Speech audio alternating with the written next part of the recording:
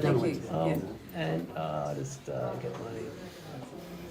Karina Haythorpe, Federal President of the Australian Education Union. We welcome tonight's announcement of over $600 million for skills and training from the Albanese government. This is life-changing for our members who have been experiencing over a decade of devastation in terms of workforce and infrastructure in TAFE.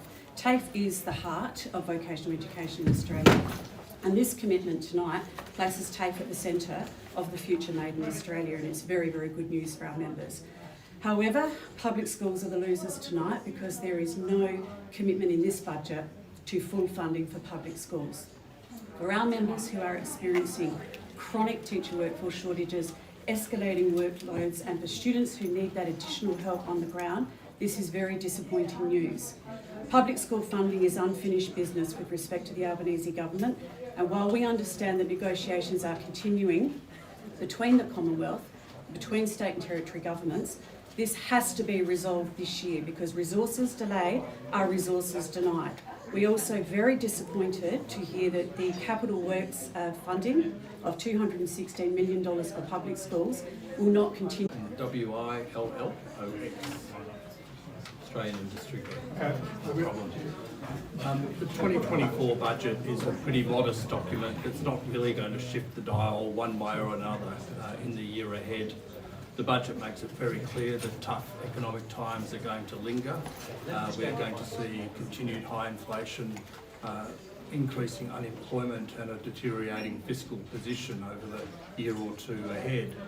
What the budget does do is look to the longer term and tries in a modest way to set up Australian industry for the future, particularly with the Future Made in Australia program, which has only been allocated $22.7 billion over 10 years, with most of that spending not really about to start to occur until about 2027-28. So that's a long way off. There's a lot to like in the budget supports, particularly for smaller business continuing. They are most welcome, and a lot of the work that the government is doing around the apprentice and training system with the university accord as well, and the changes that will make to long-term skilling are also welcome. The three tests for the budget are: will they make Australia more productive? Will they make Australians more prosperous? And will they make Australia more resilient?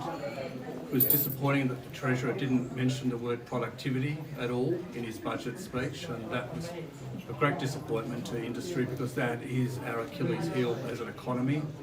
The moves around Future Made in Australia, if it's done properly, and skilling will potentially make us more prosperous in the longer term, and there are some moves there also to make us more resilient in the longer term. So 2 out of 3 ain't bad. The issue that we sort of face more generally is that we're going to see inflation continue. The inflation suppression measures that have been put in place around cutting the cost of medicines, energy bill relief and rent relief are all temporary, and there's little doubt that inflation will come back once those measures are taken away. The tax cuts, as welcome as they are also inflationary, so we believe there's little doubt that inflation will be with us for a lot longer than we would have hoped over the longer term, and with that, will obviously have an impact on interest rates. The one other thing I'd mention is that it's very pleasing that the government has maintained the permanent migration program at about 185,000, with 70% of that for skilled workers. At a time when the government is looking to cut the overall migration program, that they've retained the permanent migration program is a very positive feature of the budget and will help to set us up into the future as we deal with labour and skill shortages. Done? Thank you. Thank you. Take care.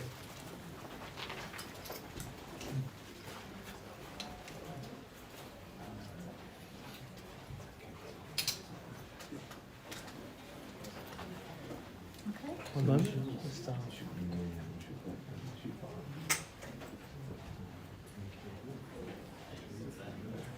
and are ready? Name and place. Sure. Kylie Walker is my name. I'm the Chief Executive Officer of the Australian Academy of Technological Sciences and Engineering. The Academy welcomes measures in this budget to invest in a cleaner future and progression towards a net zero economy. That includes tax incentives, to support critical minerals to be moved up the value chain, as well as the rollout of more solar. We also welcome investments in building the skills that are going to be absolutely crucial, those science, technology, engineering and mathematics-based skills that are going to be the backbone of our clean energy economy into the future. We're happy to see a major review funded of Australia's research and development system. This R&D system is absolutely crucial if we're going to continue to build both the knowledge and then apply the knowledge to further build complexity and resilience into Australia's economy and power that clean energy future. Finally, it's heartening to see some moves towards supporting the diversity in STEM review recommendations. This review last year recommended that Australia's future absolutely rides on supporting a greater range of people to enter and thrive with STEM skills across the entirety of the economy. And these are some good early measures towards achieving that aim. Thank you.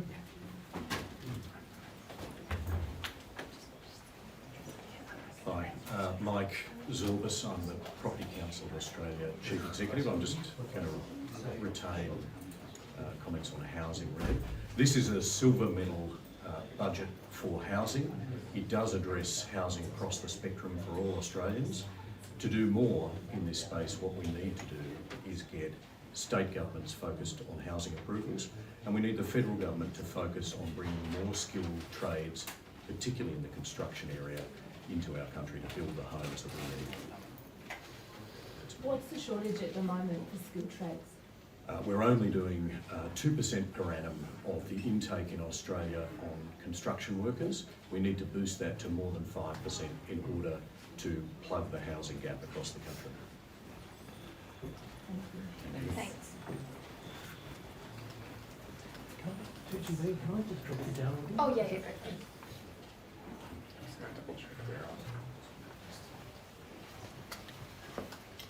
that all right?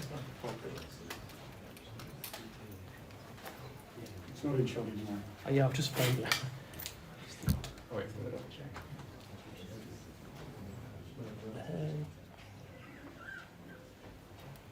And ready. Name and place.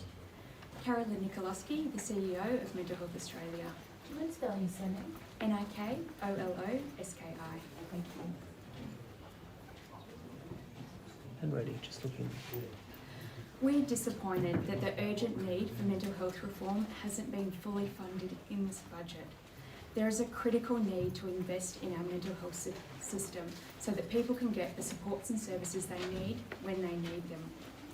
40% of young people now experience a mental health condition, and the level of investment that we're seeing in this budget does not match that level of need. There are, however, some welcome investments. We're pleased to see the government invest in early intervention services for people with mental health conditions so they can get support for their mental health through digital early intervention support before their problems snowball. We're also pleased to see additional investment to support people whose needs are more complex, particularly through additional funding through the Head to Health service hubs, along with primary health networks to deliver wraparound support for people with more complex care needs.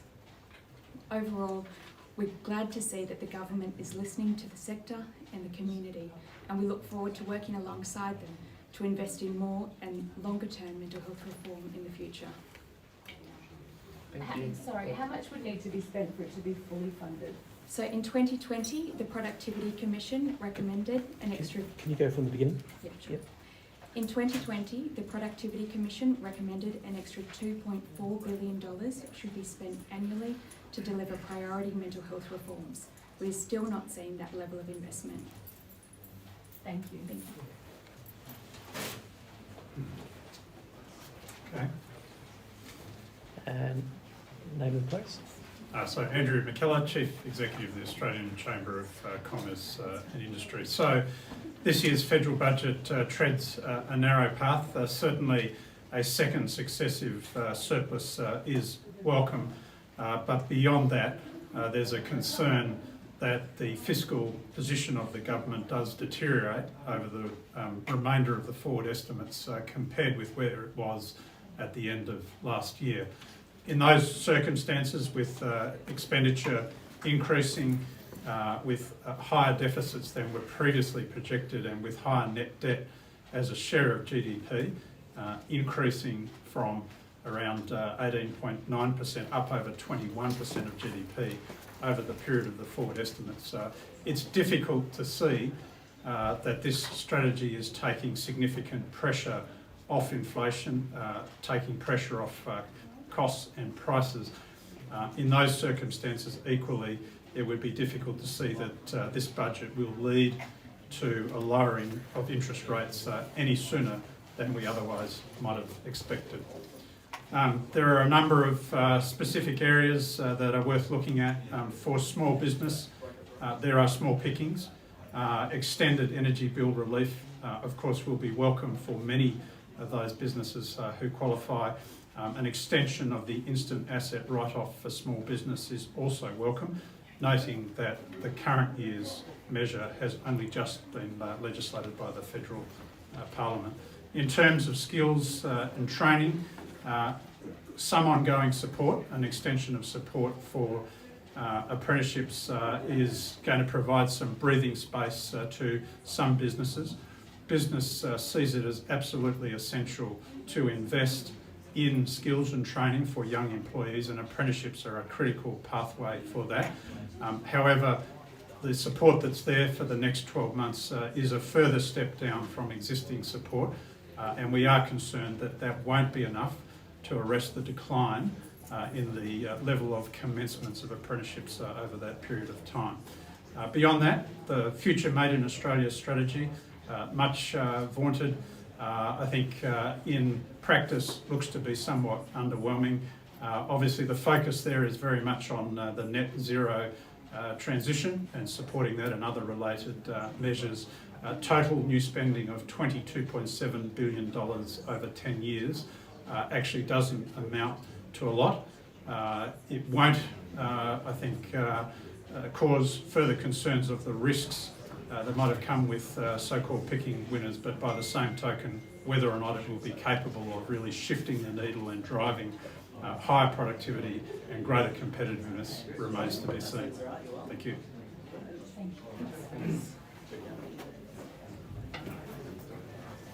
Good evening. Patricia Sparrow, Chief Executive Officer, Council on the Ageing Australia. Tonight in the budget we saw a range of cost of living measures that will actually ease the pressure that many older Australians are feeling now. To see the $300 energy rebate, to see a 5-year freeze on the cost of parliamentary benefit, sorry, can I do that bit again? Yep. To see the $300 energy rebate, to see the 5-year freeze on PBS medications for pensioners and concession card holders is really important. We know that 1 in 4 older Australians have unpaid energy bills, so the $300 will assist them with that. We know that many older people actually eke out their medications. Maybe they should be taking them every day and they try and take them every 2 or 3 days because they just can't afford it. So these are really important measures that will help. Also, we're pleased to see the 10% increase to the Commonwealth Rent Assistance. We know that there are many older people renting. Older women are one of the fastest growing groups of people at risk of homelessness, and we know that many older men are sleeping rough. So it's really important that there is support for people to be in rental accommodation. We think overall we need a 60% increase in the Commonwealth Rent Assistance. We had 15% last year, an additional 10% this year, so we're on the way, and hopefully next year we'll see more of a lift to that. And importantly, what we think needs to happen is that we think that we also need to review the program to make sure that it's targeting and getting the most relief to the people who are doing it toughest. So it's really important that there's a review. The Women's Budget Statement is terrific. It's great to see the government continuing their commitment to gender equality, to gender equity. However, there's not much in it for older women. The things that are in there, like superannuation on paid parental leave, incredibly important, really pleased to see, and it's going to help future generations of women. What we don't see is older women who retire 5 years earlier than men, live 5 years younger, need 10 years more retirement income. There's nothing in there to assist how they will have a financially secure retirement. In addition, If we come to aged care, also really important for older Australians. There's a really good measure in the budget around healthcare and residential aged care, where state and territory governments will be funded to provide things like virtual care to upskill residential care staff. We all saw and never want to see a repeat of the terrible health outcomes we saw for older people through the pandemic, so this is a really welcome measure. It's not so good, however, if you're living in your own home independently. The government has put on an additional 24,100 home care packages, which is important, but they have said they're going to divert some unallocated funding from the Commonwealth Home Support Program away from that into other aged care sub-programs. People are actually waiting for up to a year in their own home to get support, whether that's through a home care package or through the Commonwealth Home Support Program.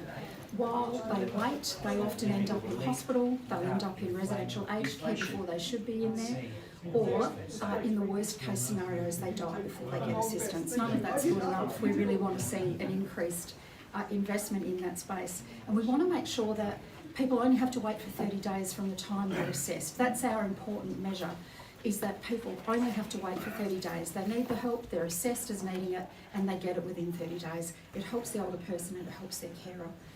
The other thing that was in the budget that's really important to us is they've indicated the commencement date for the new Aged Care Act, which was the #1 recommendation from the Aged Care Royal Commission.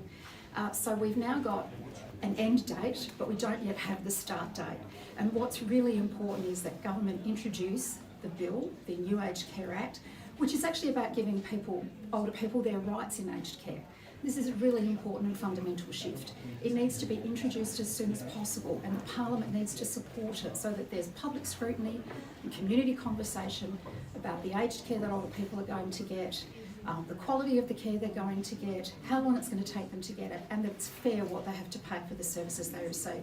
Older people need that certainty. We now know when the end date is.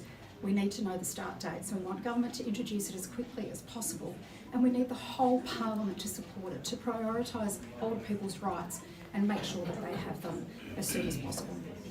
Thank you. Medicine, sorry, just quickly, medicine's on the PPS capped at 770 for pensioners and I think that's concession right. card holders. Is that enough? I think the freeze is really good, so the fact that that will be frozen for 5 years and people will be able to afford more medications is a good thing. Thank you.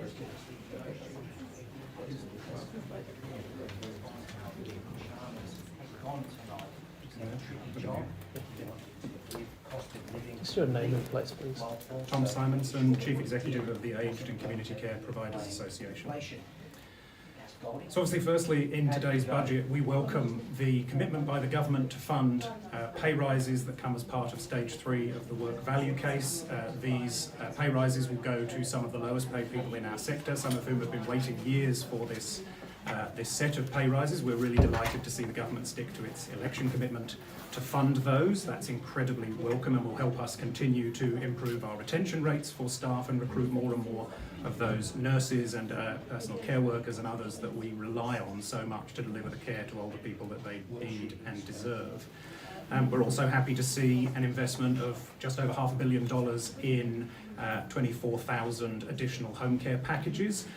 That is not going to be enough to remove the waiting list that we've currently got, but it is a good start, and it helps to get more people receiving important services in their homes that allow them to live independently for as long as possible. We've seen confirmation that the new Aged Care Act, which is incredibly important to older people and to our sector, that will now start on the 1st of July 2025. Now that's a big delay, but it does give us time to make sure that our sector is ready to implement that incredibly important legislation. What we now need to see is the legislation introduced to Parliament as soon as possible, so that we can work through the detail and so that we can make sure that parliamentarians of all sides support that important legislation that will lead to a sustainable aged care system. What we didn't see in the budget today, and we were hoping to see some sense of a government response to the Aged Care Task Force. We have not seen that.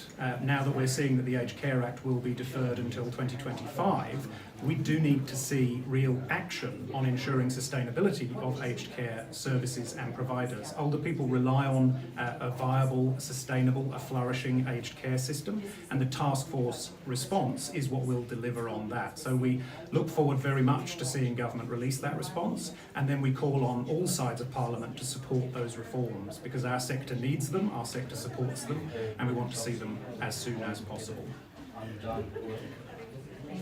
Thank you.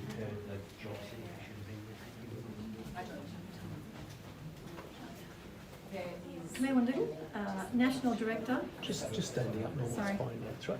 Claire Little, National Director, Uniting Care Australia. Well, as one of the largest community services networks in the country, we think tonight's budget has something for everyone, but certainly not a lot for some. We welcome the cost of living increases tonight. We welcome the cost of living measures that have been announced in the budget. Particularly the increase to the financial capability and wellbeing program, increase to funding for financial counsellors. Our services across the country are seeing more and more people in need coming to us every day, and this will certainly be a welcome relief for some. This does not address, however, the rising inequality in our country, and we need to do a lot more to address what's happening for those people who are most in need. We do welcome the increases to energy supplements, and we also welcome some of those other cost of living measures tonight. In aged care, we are a large aged care provider. We welcome the funding commitment for aged care wages. Many of our workers have waited a very long time for an increase in their own wages. We note the deferring of the Act to July 25 tonight. That does give some certainty to our providers, but it means an urgency in getting that Act right and into the Parliament. We welcome the 24,100 packages. We think that does not go nearly far enough to address the shortfall. There's something like 50,000 people currently waiting for the right package. Right now, that is not going to go very far to assist those people. So we really think there is more needs to be done in that. And we're disappointed that we haven't seen details of the task force recommendations.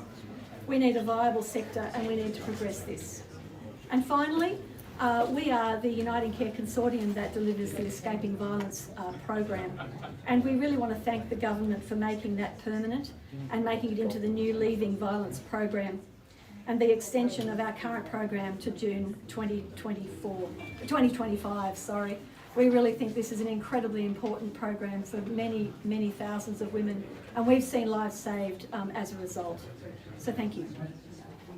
Thank you.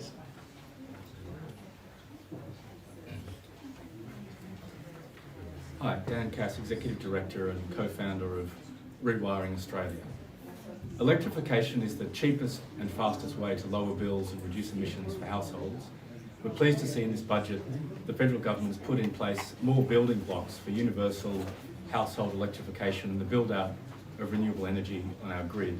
There's funding to train the electricians and energy workers required to allow all households to put solar panels and electrification in their households, and for the grid to get renewable energy to replace retiring coal. There's also funding to reform the market. Rewiring Australia is particularly pleased because at the moment households can't compete against big energy to store and trade solar power from their roofs with their neighbours, and there's money in the budget to redesign a consumer-friendly energy market. This budget contains funding for green manufacturing. This is vital for sovereign capacity. Australia invented much of the technology in solar panels used all over the world, and now Australia will be able to produce the precursors and the solar panels themselves, which are vital for the future of our economy. Thank you.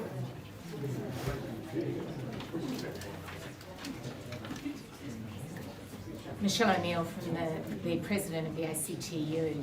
So this budget is good for working people. You can sum it up in 2 words: higher wages. Workers will see wage growth continue to go up as a result of this budget, and also we've seen important cost of living relief. These are essential for working people because it's been really hard for people to make ends meet. We've seen a decade of wages stagnating under the previous government. And finally, that's turned around under this government. We will see with what the budget is showing that in 1 year, there will be real wage growth for working people that is equivalent to the 10 years of what they saw under the previous coalition government. This is essential for workers, their families and the economy. Wages going up is what means that people will really be able to deal with the cost of living crisis. And of course, we also support the rent assistance and the support with energy bills, which will be critical.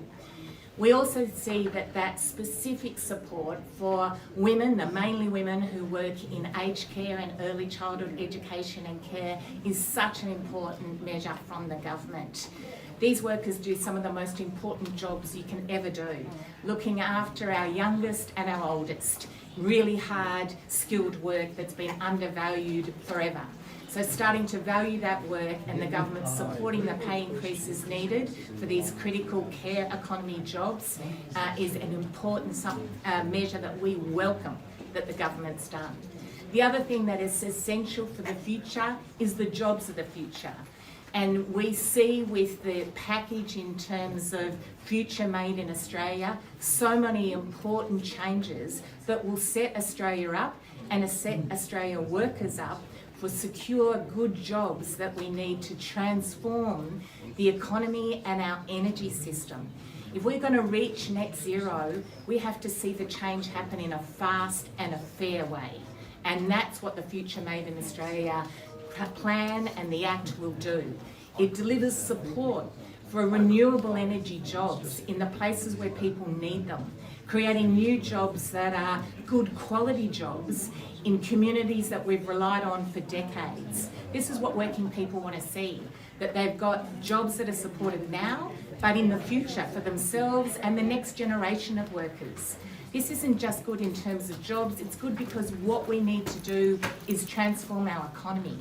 And government should lead on this. We welcome the fact that the government is realising that to see the benefits of Australia's natural resources, the fact that we have all the sun and the wind that we need, that we have critical minerals that are necessary to make batteries, to make solar panels, to be able to change what we need in terms of moving to renewable energy, that this is what the government's going to support. It'll leverage off government spending good public money for good investment from the private sector. And we support public money being spent for public good. So in summary, what we think is that it's a good budget for Australian workers. Good because wages continue to rise. Good because it supports the undervalued sectors where women predominantly work. And good because it creates the jobs of the future. Thank you.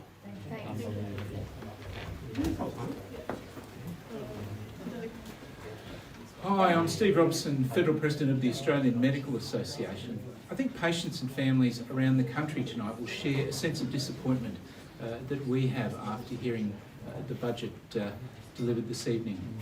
We know the government's made significant investment in things like promises around public hospital care and general practice, and we've shown that seeing investment in health as an investment and not as a cost has paid off. For example, in increased rates of bulk billing in places around the country. So we know that investment pays off. We have not seen a lot of investment tonight. We've seen some welcome things. We've seen increased rebates for patients, women who have endometriosis and chronic pain, and that's very important. It tells us that the government values women. We've also seen some modest indexation in the rebates available to patients for pathology tests, for some pathology tests. That's a step forward after decades of a total lack of indexation. We've also got a sense of missed opportunity tonight.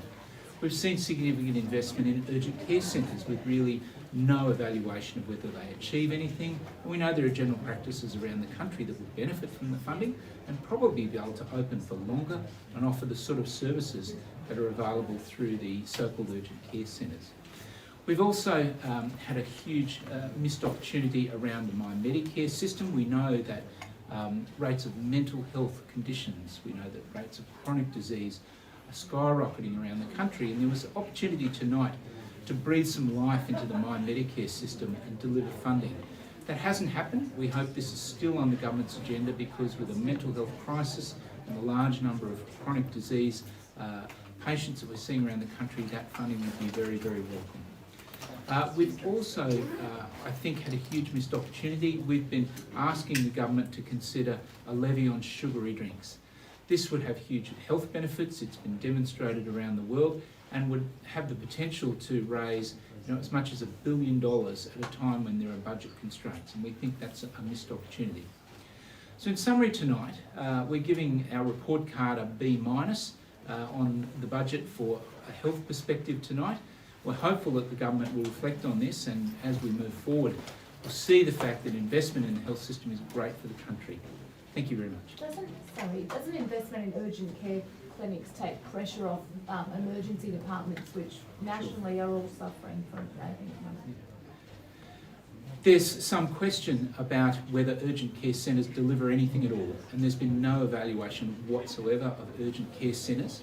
In fact, the single most important way that you can keep people from having to attend emergency department is by keeping them healthy in the first place. An investment in general practice is likely to deliver that more than a band-aid solution, which is what an urgent care centre really is. Steve, what do you make those mental health supports, the new centres, but also, and the new online support, but also, I guess, the measures to try and get older people out of hospital who might be staying there long term and into other forms of care? Yeah, we know there are significant opportunities to relieve the pressure on hospitals by being able to find places for older people in our hospital system. And I think there's certainly acknowledgement of the mental health crisis and the effects that it's having on the country. There's certainly some welcome developments, but really at the end of the day, there was a huge opportunity with the My Medicare to build in mental health care supports. That opportunity has been missed tonight, but we're going to keep working with the government to try to deliver on that. Thank you very much. Thanks. Kane Thornton, I'm the Chief Executive of the Clean Energy Council. This is a great budget for clean energy. This budget is historic in the single biggest government commitment to clean energy in the nation's history. What this budget reflects is the government's commitment and recognition that clean energy plays an enormous role in our economic future. This budget will help to deliver lower power prices, it will help to deliver tens of thousands of jobs across rural and regional Australia. It will help to set Australia up to become a global clean energy superpower. This budget puts Australia back in the race to compete globally to take advantage of our world-class renewable and mineral resources, bringing those together to create enormous economic opportunity, to drive down power prices, to create jobs and set Australia up for a prosperous future. Australians should be incredibly proud of this budget because it recognises the role and opportunity for clean energy for all Australians, and it puts in place a wide variety of measures that will help to deliver a strong local supply chain, to develop and take advantage of our manufacturing capability and build a resilient clean energy supply chain to set us up for an extraordinary future. Thanks very much.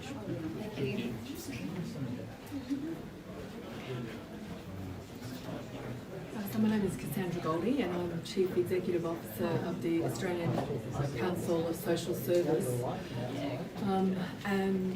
Tonight I want to be very clear that this is a federal budget that has a gaping hole at its heart. It's a budget that diagnosed many of the real challenges that we face as a country and as communities. Slowing economy, rising unemployment, a serious cost of living crisis for people with the very least, a housing crisis and a climate change crisis as well. But we do not have tonight the solutions that are needed on the scale that is required to help people who need the most help. There are some positive measures in the budget. We've seen some significant further investment in Services Australia, absolutely critical. We've got some signals of positive changes in employment services, which we've been calling for a very long time.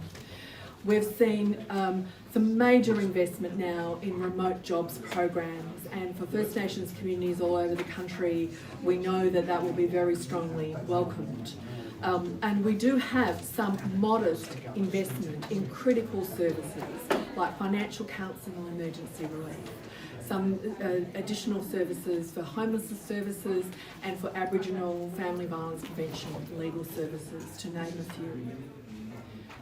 But I want to be very clear tonight that when we have a government that has said it can afford to deliver $26 billion in tax cuts right up the income scale to people on the very highest incomes in this country, who from 1 July will be getting over $4,500 extra in their hands, to deny people, over 1 million people, on the very lowest incomes of job seeker and youth allowance, the urgent and permanent increase in lower unemployment payment is a cruel denial.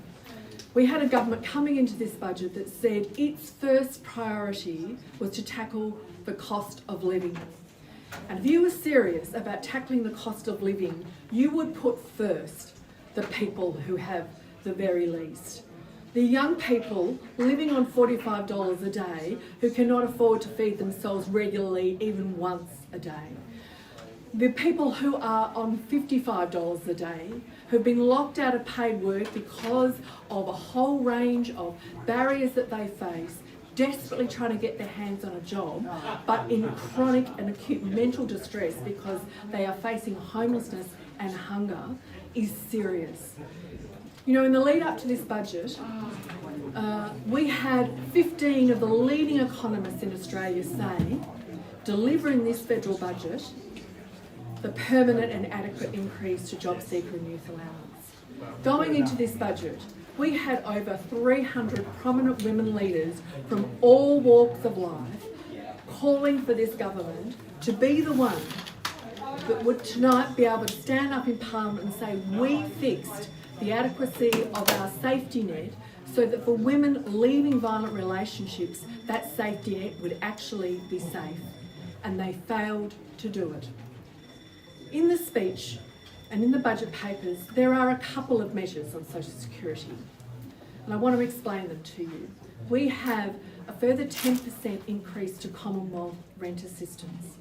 Now, the first thing about that is that will mean the most you will get is an extra $9 per week to help you to cover the exorbitant increases in rents that people on low incomes have been facing. Let's remember that for somebody on job seeker, there were 3 properties that were affordable going into this budget, and for somebody on youth allowance, there were none. We've also got in the papers a reference to an increase in payment for people with a partial capacity to work. So if you've been assessed that you're only able to work up to 14 hours per week, then you'll be eligible for an additional about $26 per week. Now I want to explain to you that that may help at most about 4,700 people out of the over 1.1 million people living on job seeker and youth allowance tonight. And those 4,700 people should actually be on the disability support pension. That is where they should be, and the disability support pension is $172 per week more. You know, I'm laying out the specifics about the numbers because we've heard a lot from the politicians going into this budget about how tricky this budget is, the balancing of competing factors. This was not an easy budget to put together. Well, I want to ask the politicians who worked on this budget tonight how they're going to look in the face of somebody who is living on $55 per day on job seeker and explain to them how in their hard work on their budget they could find the money to give $4,500 extra to people on $200,000 or more and not be able to deliver at least a first substantial increase to job seeker and youth allowance for the over 1 million people who have the very, very least in this country. It is a cruel denial of what was needed in the face of a real crisis for people and communities all over Australia. And I do not overstate the significance of this tonight. You know, we've also, going into this budget, urged the government to understand the reality for people on low and modest incomes in the face of the climate crisis. There has been much made going into this budget about a future made in Australia. And absolutely, we need to see billions being invested into the transition of the energy systems themselves. Yes, we do want to be globally competitive. Yes, we do want to grow jobs in these new industries. But we had always said that we need a similar large-scale, multi-billion-dollar investment to go into the hands of low-income, modest-income households all over Australia so that they could retrofit their energy systems as well. Right now, we have some of the wealthiest people who are able to use the best of technologies. They do everything to their homes, they've got full control over it, and they're able to reduce their energy bills to virtually nothing. And yet we've got low-income households where we again don't have the billions that were actually needed to put into the investment framework of this country to rewire households properly so that low and modest income people who are currently paying the poverty premium of using too much energy because they live in poorly insulated, poor standard rental properties, and they are using enormous amounts of energy just trying to keep themselves vaguely cool on a hot summer's day. The budget made a lot of an energy rebate, $300 one-off for a year. But you know what's the most egregious for us tonight is to see that that has now been extended to every household in Australia, because that is actually going to go to the wealthiest households as well. And so for us, this is the gaping hole, and I urge everybody to ask, where is the increase to job seeker in this budget tonight? Thanks. Thanks. Sorry, we'll go back to the chamber. Sorry, thanks everyone. All good? Yeah. Labor's budget is a betrayal of renters, mortgage holders, women and students. Labor's budget surplus is your cost of living pain. Labor's funded a $4,500 handout for every politician, but meanwhile people are skipping meals to pay for the rent. Labor's budget backs unlimited rent increases. Most renters won't see any relief from this budget. They will see soaring rent rises and soaring grocery bills. Labor's budget backs the big corporations while leaving everyday people to do it tough. Across the country, people are getting more and more disappointed with this Labor government by the day, and this budget shows why. People will be left in poverty while Labor boasts about a surplus. Thanks, Adam. Well, Labor talks up a massive game on things like climate change, on things like cost of living, but what this budget has revealed is that they're all talk and no action. They've abjectly failed on climate. $22 billion for a future made in Australia over 10 years. In that period of time, there'll be well over $100 billion public dollars invested into subsidising the burning of fossil fuels in this country. Jim Chalmers has got the gall to mention in his budget speech how the world is on track for net zero by 2050. Well, I'll tell you what's going to happen in 2050 in Australia under Labor's policies. We'll still be going hard on gas. I mean, this is a surplus that is built on the suffering of poor people. Dr. Chalmers name checks the pain and the pressure that people are feeling at the supermarket checkout and does absolutely nothing about it in this budget. No new measures, not making price gouging illegal, no mention of divestiture powers, no new measures, and the money that he is claiming is new in this budget in regards to food and grocery prices is actually money from the MyEFO that has been rebranded and re-announced in this budget. He's let down shoppers, he's let down renters, and the winners are the big corporations, particularly the fossil fuel corporations. This is a budget for the big end of town. It's a budget for a defence contractor, for a multinational, for a company that benefits from fossil fuel for those who make a great deal of money in our economy. It leaves behind the people who live in this country, the million or so people living on benefits, people on youth allowance, people on job seeker.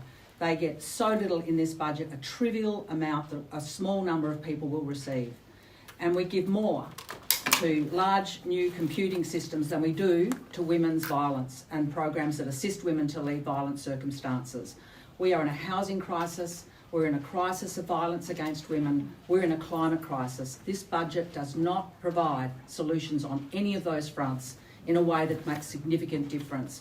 We look at the asks of women who provide services in domestic violence. They are looking for $1 billion a year, each year for the next 10 years. This budget gives them nothing. We are in a crisis for those women. They look for affordable housing as they leave a violent home, and this budget does not provide them with that solution so important for so many of our citizens in a budget which gives so much to very big companies, big contractors. Sorry. Any questions? We just heard from Cassandra Goldie. She was talking about the job seeker recipients that work between 0 and 14 hours a week, receiving a very minor increase. Can I just get your thoughts on that? And secondly, the $300 energy bill rebate going out to all Australian households. Would you prefer to see that only go to people on the lowest incomes? Labor has found $4,500 a year for every politician and billions in tax cuts for the very wealthy, but they're not lifting the rate of job seeker or youth allowance. They're leaving people in poverty or giving politicians a tax cut. This very small sprinkling of money that there is in this budget for those who are doing it tough still leaves people in poverty, still leaves them facing massive unlimited rent rises. And on electricity bills, bills are going up and up. Food prices are going up and up, rents are soaring, mortgages are rising, and this budget fails to tackle it. What we need is real cost of living relief, where we stop the price gouging, take on the big corporations, stop rents from soaring so high and make price gouging illegal. That's how you deliver real cost of living relief to people. And one other just matter I forgot to mention, what is clear from this budget is that Labor's future made in Australia is a future for coal and gas past 2050. There's $50 billion worth of subsidies for the fossil fuel industry in this budget, which dwarfs any spending on climate. Labor's strategy of backing coal and gas out past 2050 comes at a cost to the planet, comes at a cost to lives and livelihoods and to the budget. Mr. Bennett, how would you transition to net zero without gas? There's plenty of gas in Australia. The problem is they're sending it all overseas along with the profits. Like, there's enough gas in the system to make the transition. Let's stop sending it overseas and get onto renewables as quickly as we can. Instead, Labor's defying the scientists and backing coal and gas past 2050 at a time they told us last year we were going to be at zero emissions. Labor are climate frauds. Thanks, everyone. Just one moment.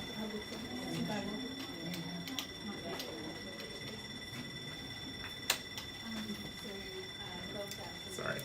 All good. Just warming up.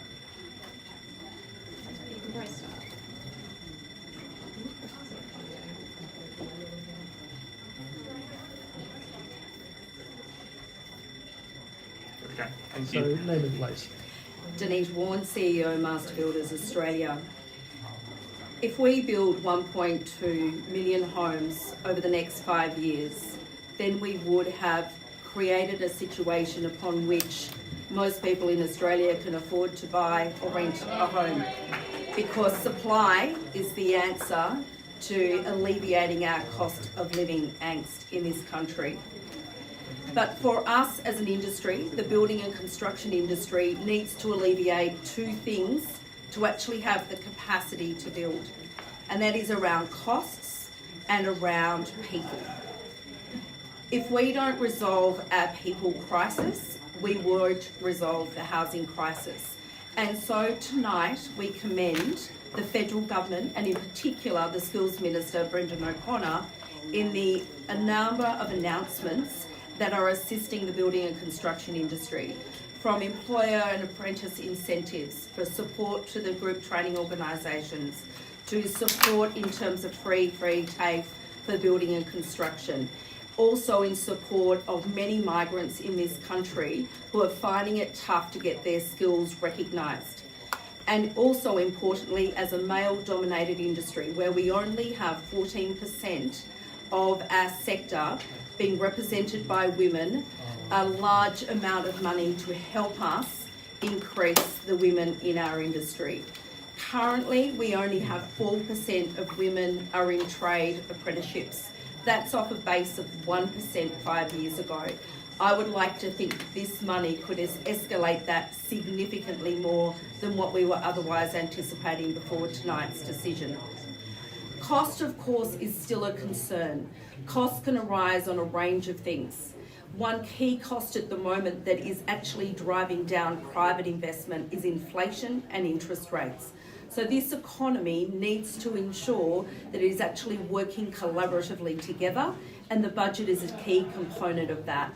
We're concerned that with a lot of spending, we're also concerned about what inflationary measures that means, which means interest rates takes lower to decline, which also then means we still have a stagnant private sector investment into the housing market, whether it's owner-occupier, whether it's mum and dad investors, or whether it's institutional investors. And finally, it was great to see that the Minister Tony Burke put money towards the Office of Fire Safety Commissioner and our assistance in providing support to those applying for Housing Australia Future Fund. Unfortunately, it would have also been nice, but not the case, for additional money to go to the Fair Work Ombudsman to ensure that both employers and unions are doing the right thing. We lost our policemen on the beat when it comes to the building and construction industry. We were promised additional support through the Fair Work Ombudsman. They need more money to undertake that task. Thank you. Thanks, guys.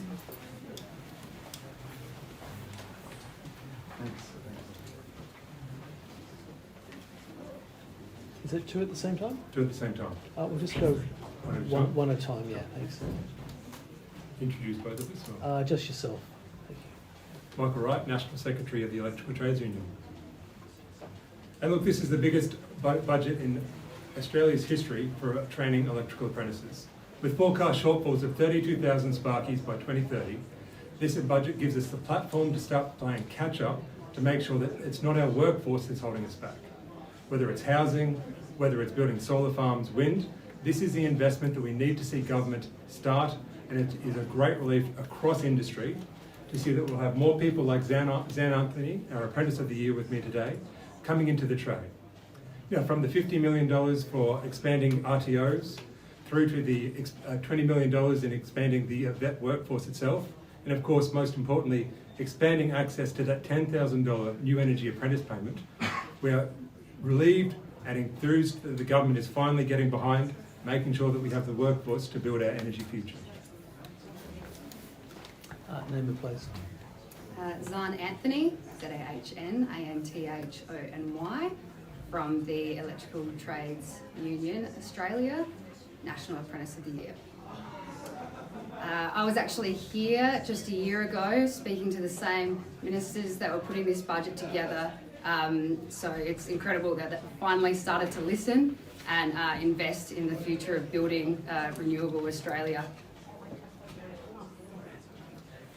Cheers. Thanks.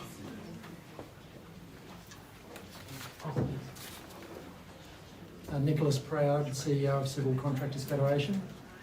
Civil Contractors Federation is very much pleased tonight to see that Jim Chalmers and Minister Catherine King have provided an assurance of the $120 billion in the infrastructure investment program. We're also pleased to see that there are 69 new infrastructure projects going right across the country, and that's about $4.6 billion worth of new investment, which will build community, will build housing enabling infrastructure. On that last topic, housing and infrastructure will be seen as something of a partnering that we haven't seen before, which is a strong move in the right direction. We've had 20 years of ineptitude in terms of housing. We've seen that housing is not coming out of the ground at the moment. It's not coming out of the ground because the infrastructure is not going into the ground. We are seeing that there's skills funding. We're pleased by that. We need to see more people coming through to be providing the civil works, the pipes, the water, the bridges, the rail, the road.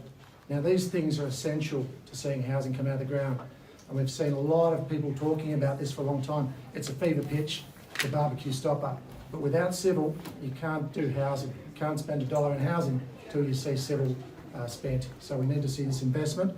We're very pleased to see that there is a strong position that's raised for infrastructure. Without infrastructure, there is no community. We would also reiterate that there should be stronger funding or more funding for the Fair Work Ombudsman. We see that there is a need to ensure that our workplaces, like our homes, are safe places. We need to make sure that this position that we take as a country to have the rights of other humans taken seriously, and we have workforces that go to work and there's fear of intimidation. We need to see that the Fair Work Ombudsman is funded well. We don't have the ABCC, but we need to ensure that people, especially these young people being funded into apprenticeships, don't fear what the career they're going into. We see that the industry is the lifeblood of community. We are in every city, town and region of Australia, and civil infrastructure is the way to move us forward, and that's what Chalmers and the government have acknowledged tonight. Thanks. Thanks.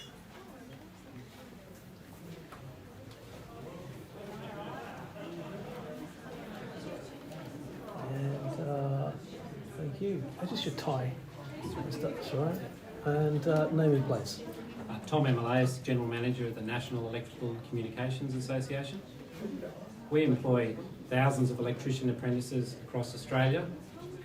Investment in skills and training should be seen as an investment in Australia's future, not just a cost on the budget line. Tonight we've seen significant investment in skills and training, and we congratulate the Albanese government on these initiatives. We've seen investment announcements for trainees, apprentices, facilities, trainers and employers, and all these ingredients will give us a sporting chance of meeting the 32,000 forecast shortfall of electricians by 2030. It'll help Australia deliver net zero by 2050, and it'll help deliver the Made in Australia plan. Thank you. Thanks.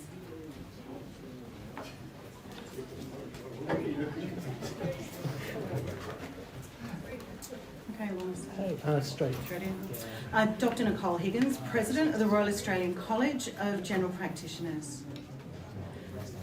This is a budget where the government have dropped the ball for general practice and primary health care. This has been a missed opportunity where we have not supported Australians during a cost of living crisis to be able to improve the affordability to see their family doctor. This has been a missed opportunity for our rural and regional Australians to be able to see their GP. It's a missed opportunity to support and fund those with chronic complex disease.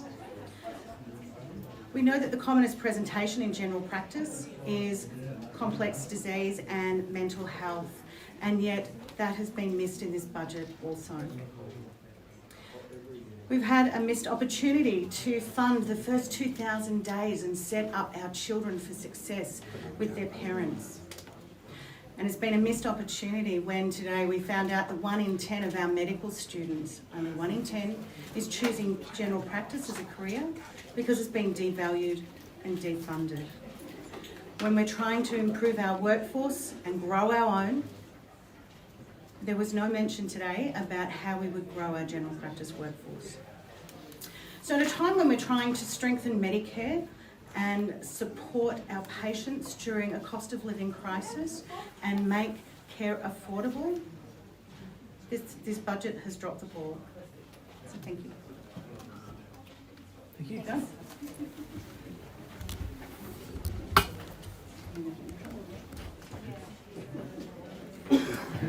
Hey. My name is Georgie Dent. I am the CEO of The Parenthood. Tonight we welcome the Federal Treasurer's commitment to fund a wage increase for early childhood educators. Early childhood educators are some of the lowest paid workers in Australia, despite doing demanding, skilled and valuable work. We know that an investment in improving their wages is absolutely critical to improving women's economic security. For the educators themselves, in a workforce that is more than 97% of early childhood educators are women. So for their own financial security, having an increase in wages is absolutely critical. But we also know that early childhood educators being paid better is going to mean we can retain more early childhood educators, we can stem the loss. We have seen over the last few years exit rates accelerate with early educators leaving in droves. We know that they are leaving because they cannot afford to stay. Valuing this profession and giving them the pay rise that they deserve so that their wages reflect the value of the work they do is historic and momentous. It is something that the Parenthood has been calling for very consistently, and we absolutely welcome that commitment tonight. At the Parenthood, we are disappointed that the federal government hasn't begun to remove or reduce the activity test, which currently limits about 40,000 predominantly mothers from low-income, single-parent households and First Nations families. It locks them out of the workforce. It's the childcare eligibility test. We think that's a missed opportunity, but we look forward to working with the government to achieve its broader vision around a universal, high-quality early childhood education and care system that begins with early childhood educators being paid appropriately. And we look forward to seeing how the quantum, the time frame and the mechanism by which that is going to be funded we look forward to seeing that detail. So Georgie, they haven't given any sense of the scale yet of the pay rise? No, they haven't, and there is, because of the decision that's due from the Fair Work Commission very shortly, that is going to impact early childhood educators on the award rate. That is why there has been a delay, and that's our understanding of why there is not more detail in this budget, but we are very confident that a substantial pay rise will be funded by this government.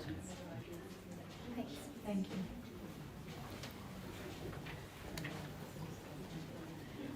G'day everyone, I'm Kelly O'Shannessy. I'm the CEO of the Australian Conservation Foundation. Could you just step a little bit back and a little bit that way? Yeah, lovely. Yes. So, yeah. A future made in Australia. It's incredibly exciting actually to have a budget that helps solve climate change. It is incredibly important to be investing in the industries, the manufacturing industries, the jobs of the future that help us solve the climate problem. I'm an environmentalist, and I'm sure that we'll hear a lot tonight from economic rationalists about why government shouldn't be getting stuck into helping solar panel manufacturing and battery manufacturing and investing in innovation in Australia. But we've got to remember that the last April was the hottest April ever on record. The last year was the hottest year ever on record, and the last decade was the hottest decade ever on record. There's a reason why our governments need to be investing in the industries of the future, because our lives depend on it. It makes absolute sense to invest in the industries that will help us solve climate change. It makes no sense to be investing in the industries that got us into this mess in the first place. So $22 billion in investment in clean, renewable energy and industries is important. Over that same decade, $100 billion will be spent on fossil fuel subsidies. Fueling climate change. Our government needs to work out what its priorities are. I'm very disappointed also to see investment in carbon capture and storage, which is debunked, disproven, doesn't work, and has had way too much money invested in it already. On to nature. We're really happy to see that the National Environment Protection Authority will get funding, that the Environmental Information Australia will get funding. That's not new funding, it's from the last budget, but those institutions hopefully will pass through the legislation in Parliament over the coming weeks, because we've got to get the politics out of environmental decision making. This country faces an extinction crisis. In fact, we lead the world on extinction here in Australia. Our government has made commitments to end extinction, and an independent regulator at the federal level to get the politics out of environmental decision making is fundamental to that. That's the EPA. It's really also important that the government has in its budget today invested in renewable energy and helping communities understand that renewable energy can be good for them, and they've invested in mapping threatened species, because it's really important that wind farms and renewable energy don't go in places that are needed for nature. Overall, though, there's around $500 million on threatened species recovery in this budget. It's the same as the last budget, and the experts say we need about $2 billion a year if we are to end extinction in this country. And we need to end extinction in this country because our lives, our economy, our jobs, our budgets depend on nature. Last thing I'll say, that we face an extinction and climate crisis in this country. The Albanese government said they'd come in and help solve that crisis, but it remains true that for every dollar spent in the budget, less than 1 cent is spent on nature protection and climate action. We need to do better. Thank you. No problem. Yeah, of course. Hello, good to be with you. Chris Grice, CEO of National Seniors Australia. So this evening's budget was framed as a cost of living budget, and National Seniors Australia is very pleased to see that the government has responded, in particular supporting pensioners and part pensioners, from deeming rate freeze for a further 12 months. Very pleased to see that. Also pleased to see for the hundreds of thousands of older Australians that continue to rent. It's very good to see that on the back of last year's support in terms of rent, that again this year there is some benefit in there. So we're very pleased to see that because of what's happening in terms of rents across the country. Also, from an aged care perspective, we're pleased to see that the Royal Commission continues to get focus and into aged care quality and safety. And from our perspective, very pleased to see that there's further investment from the government, both in additional in-home care packages and also solutions in terms of to attract and retain workers in the aged care space. We're also very pleased to see that in terms of for the future seniors, the seniors of tomorrow, that the government has looked at some initiatives in terms of HECSTEP, for example.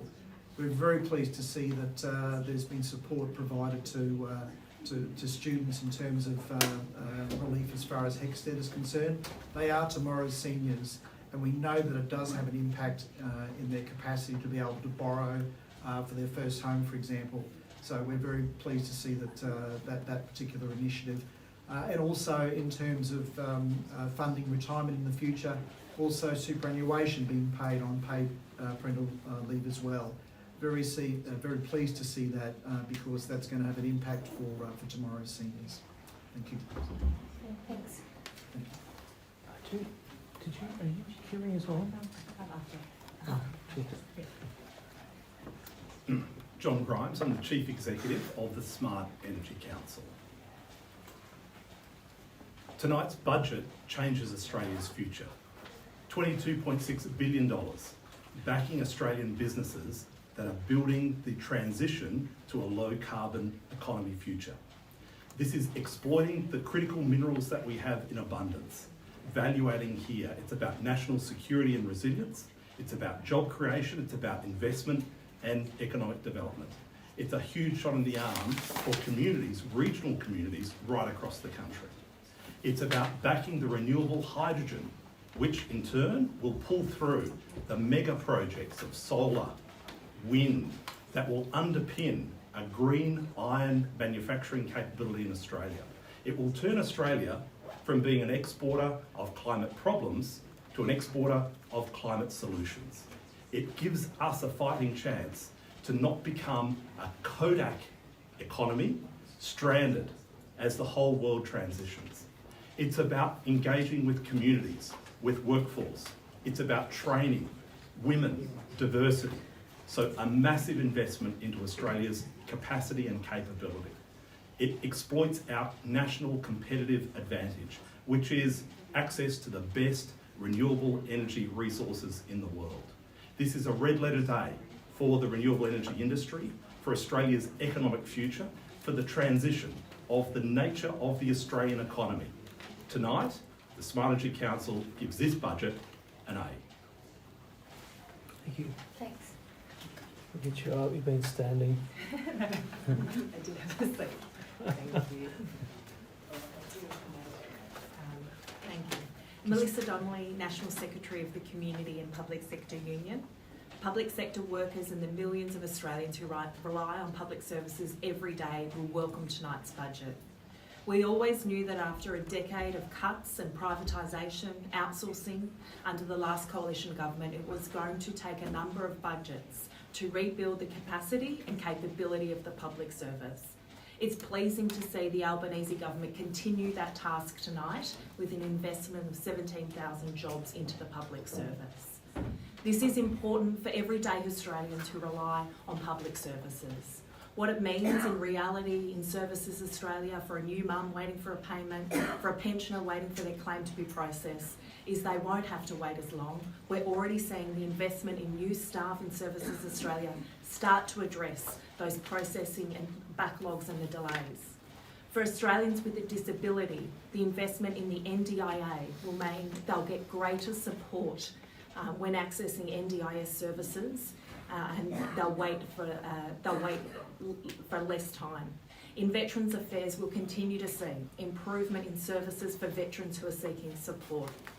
In important areas like climate change and environment, that tonight's investment in the public service will deliver better outcomes on both those long-term policies that our country faces. It's so critical that we develop and we continue this investment. This is a good budget for the public sector, and most importantly, it's a good budget for the millions of Australians who rely on public services every day. Thank you. Thanks.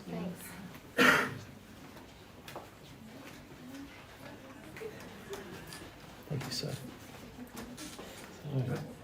I'm Greg McIntyre, I'm the President of the Law Council of Australia.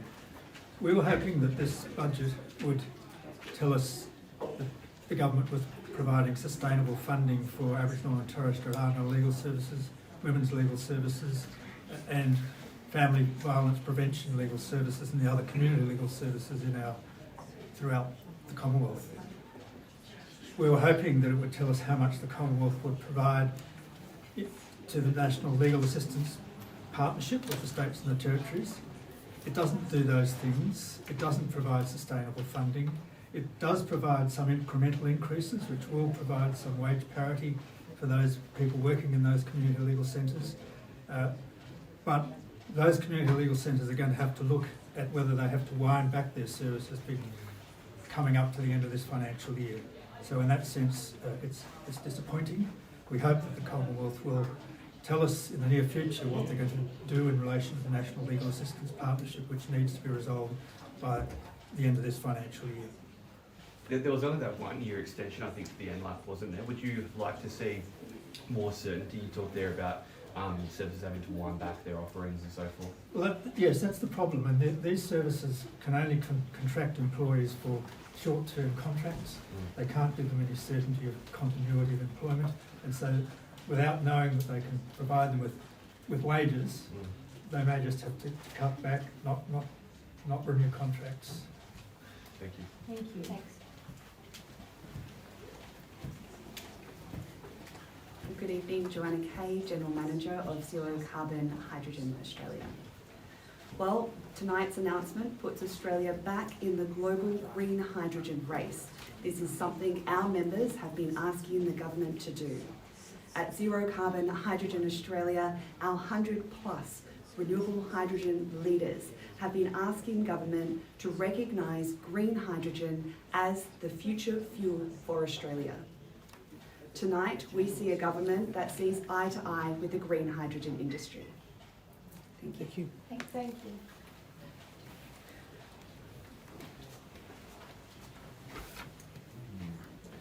Good evening. I'm talking too loudly.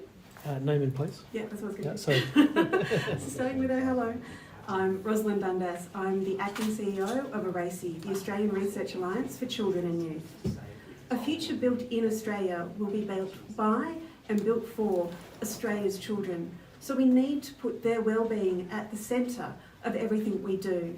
While we're seeing some bits around the edges, we're not seeing the prioritisation that Australia's children need. This budget is B, a B for beige, when it could have been a B for bold. We have seen this government talking for over a year now about how investment needs to be made in the early years. We have ACCC, productivity inquiries, and just last week the release of the early years strategy. And while we're seeing some investment, is not the major investment we need to shift Australia's thinking and put children at the centre. Thank you. Thanks. Romilly Mathew, Chief Executive Engineers Australia. I'll spell my name. ROMILLY, Mathew, MADEW. The government is well aware that we need 45,000 more engineers when we think about infrastructure alone. We're now embarking on a number of new programs, including Future Made in Australia, which will all require engineers. We welcome the announcements on diversity in STEM, as well as the support for women working in male-dominated industries and the training support that they will receive. However, that doesn't help the leaky pipeline we have in engineering, and it is critical that we strengthen and have a strong pipeline for engineers for these national priorities. We at Engineers Australia are really looking for support for engineers like nurses and teachers received with placements, so they are supported to stay at university and complete their degrees to strengthen our pipelines for the future. Thank you. Thank you. Thanks. Hello, Nairi Bogman, President of the National Union of Students. I'll spell that out, NGAIRE-BOGEMANN.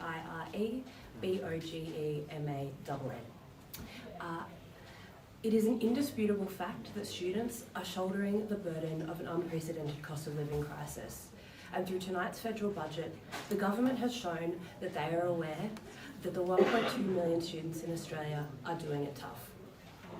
The government's announcement around HECS and placements are a welcome start on the road to making sure that universities and TAFEs are accessible to all students. We are also pleased to hear that student-led organisations who have for so long been plugging the gap left, the service provision gap left by the government, will receive a 40% minimum staff from 2025. That's a student services and amenities fee. Which will help the many student unions, guilds and associations across the country provide the vital advocacy, mental health and cost of living relief services that the government has not provided. I'd also like to take a brief moment here to thank the many students and student leaders who have fought for this for many, many years. In particular tonight, we welcome the announcement that the maximum rates of rental assistance will be raised by 10%. This will deliver some relief to the many young Australians for whom making rent each month is a constant source of worry. Nevertheless, students don't exist in an alternate reality where the cost of living pressures that every other Australian is facing somehow don't exist and don't apply to them. Tonight, the government has clearly recognised that the severity of the cost of living and housing crises have necessitated a raise to rent assistance. So why would they overlook the desperate need to raise in tandem other forms of government income support payments, such as youth allowance? It simply doesn't make sense. How can it make sense when every week students are telling us yet another horror story of the meals they've skipped or the bare essentials they've gone without because youth allowance is $43 a day below the poverty line?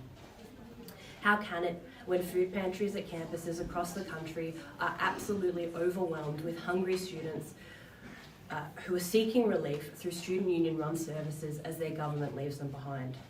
How can it when 450,000 students are locked out of youth allowance due to arbitrary age of independence rules?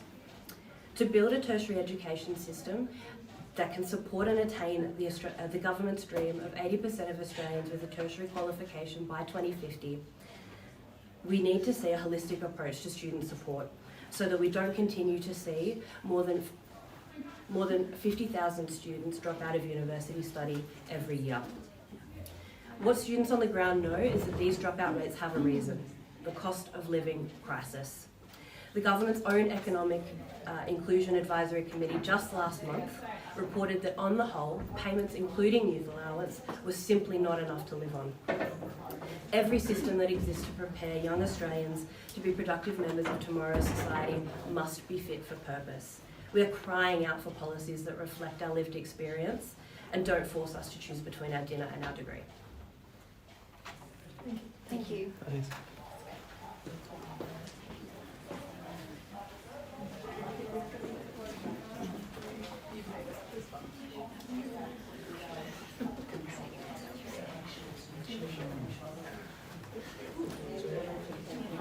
Do you want to squeeze a register on the back of the small gap? Yeah, and then maybe, yeah, that's good. Yeah, you got us all? Yeah, and I've got, there we go. Great. Okay, we ready? Yeah.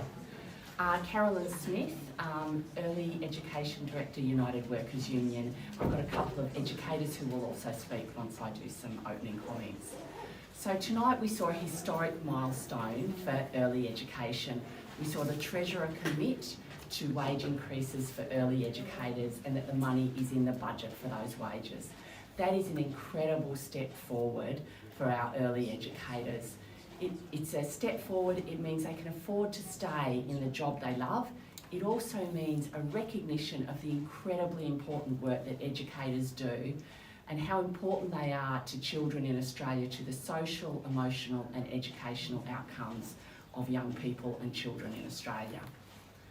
This is the first time we've seen a budget that allows for an increase for wages for educators. Okay, Beck. Hi, I'm Rebecca. I'm an early childhood educator. The early childhood educators have been fighting for recognition for what seems like forever. We're a highly professional workforce. And we've been banging on the door of government for so many years to finally be recognised and paid what we're worth. Hearing the announcement today in the chambers, we were all just blown away. Just blown away, sorry, it's very emotional for us all. But we're not just here for us six, we're here for the entire sector. There are thousands of educators that have been hanging on to hear an announcement like this, and to finally get it tonight is just, it's just amazing. Hi, I'm Seb, early years educator. Much like Beck just commented on, we've been fighting for this for forever, what it feels like. And to finally be receiving that news is incredibly positive and is incredibly uplifting. Makes me very excited for what's next, where the government goes with this. It also though means that parents, families, children will be able to consistently have their strong, well-trained educators remain with their children for longer periods of time, as opposed to what currently happens, which is a revolving door. So this commitment signals to educators that the government is taking this crisis seriously and that it's prepared to actually do something about it. Thank you. Thank you. Okay.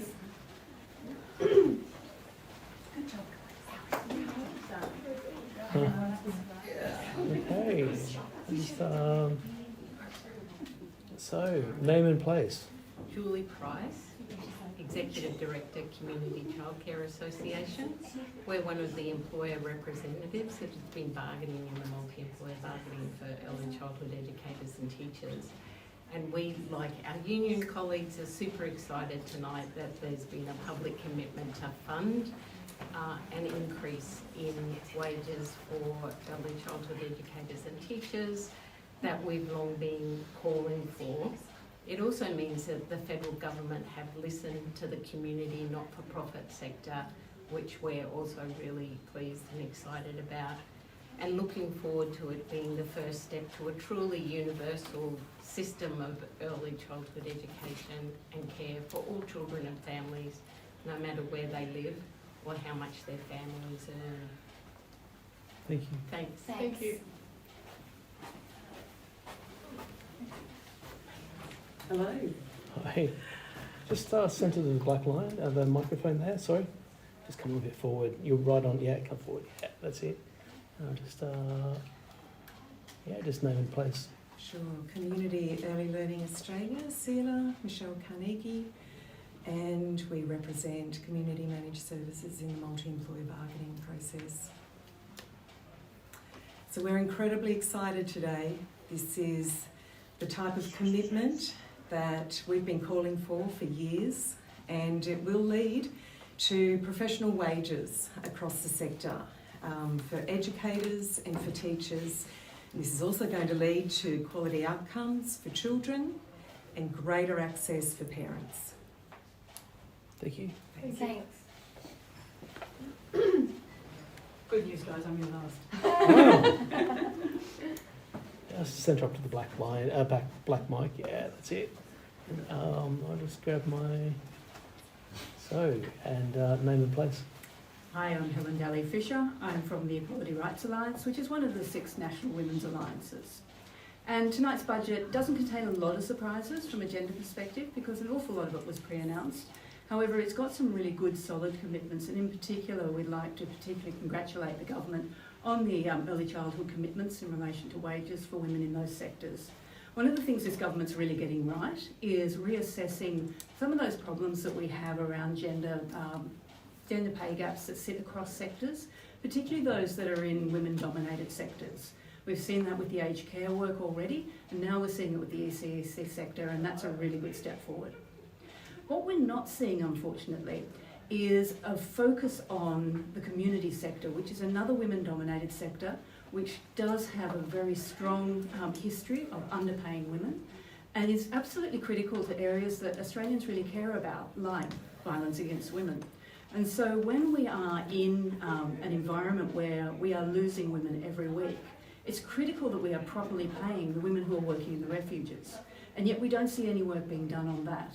In fact, across the entire community sector, whether it's community legal services or family violence prevention services, we're not seeing funding for those workers that ensures continuity of employment. We are very pleased to see the stage 3 tax cuts in their modified form, because that change to those cuts now means that more of those benefits will go to women, and in particular will go to women on lower incomes who wouldn't have got them before. We are concerned that some of the cost of living allowances that have been made in this budget appear to be poorly targeted. So women tend to sit in the lower to middle quintiles of income, and yet we're not seeing a real focus on cost of living changes being allocated to those groupings. And so we would have liked to see a little bit more of a focus on those who are doing it tough at the lower end of the income area. But it would have been better for us to be, but it's better for us to have received something than nothing at all. The other thing that's really good about the budget is that it does contain gender responsive budgeting, which is an important measure which determines whether or not the spends that the government is making are actually going to make a difference for women. Unfortunately, we haven't seen evidence of that in this budget, nor have we seen a wellbeing budget statement like we did last year. So it will be interesting to see whether or not the government releases those analyses so that we can determine whether or not the spends that they've got in the budget actually make things better for women. Thank you. Thanks. Wow. Made it. We did.